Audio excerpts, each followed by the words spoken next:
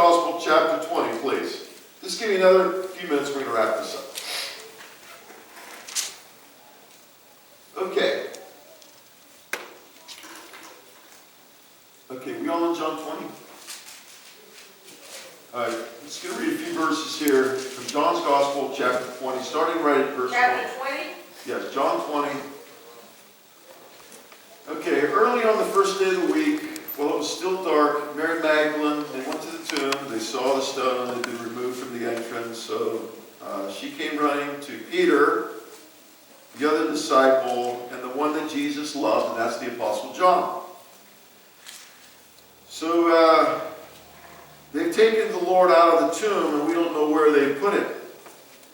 So Peter and the other disciple, they started out for the tomb. Both were running, but the other disciple outran Peter, and he reached the tomb first. He bent over and he looked at the strips of linen lying there, but did not go in. Then Simon Peter came along beside him and went straight into the tomb when he saw the strips of linen lying there. Now, if you don't catch this is going to go right over your head.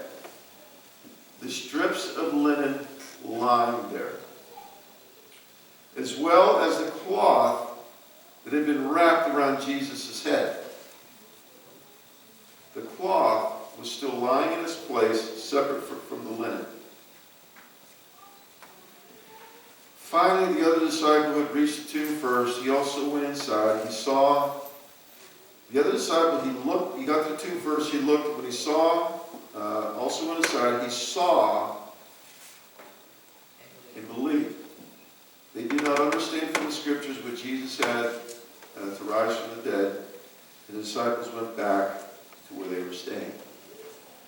Now, give me just a minute to explain the burial custom in Jesus' day.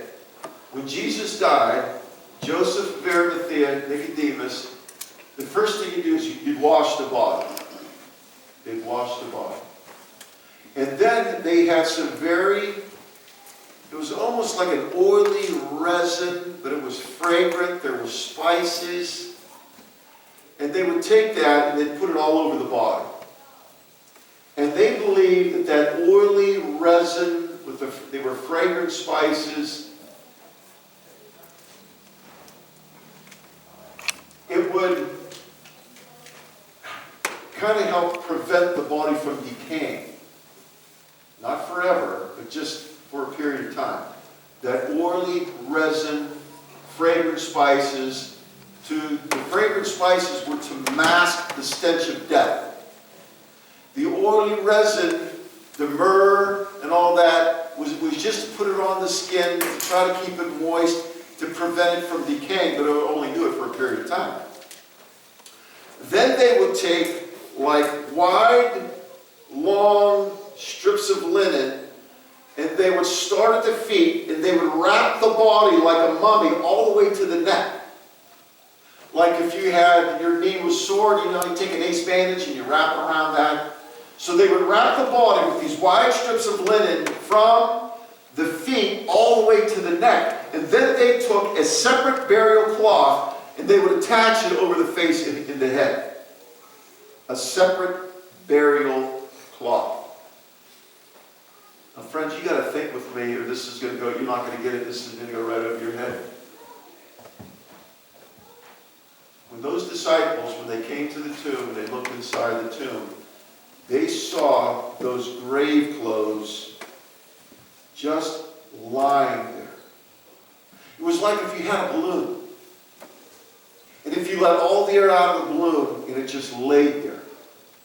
It's not like Jesus had to somehow fight his way out of those, the wrappings. And it's not like he got them and just discarded them in the corner. They were not cut. Those grave clothes were not moved 1 inch. When Jesus was resurrected, he came out of the wrappings, and even the face cloth itself just laid there. They were undisturbed grave clothes. They weren't moved 1 inch.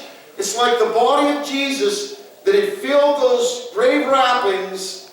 It's like it was removed and everything just sunk there and just laid there, totally undisturbed. That's why when John the Beloved, he looked in there and he looked in the tomb, and when he saw that the body was not there, and that the face cloth was just lying there in its place, and all the wrappings were just lying there, that was the strongest evidence and proof to him Jesus was resurrected. He wasn't there. Praise the Lord. Praise the Lord. The undisturbed grave clothes were just lying there. It's like his body just somehow just vanished out of there, and they just sank down, just right where they were in their place. The 6 miracles of Calvary.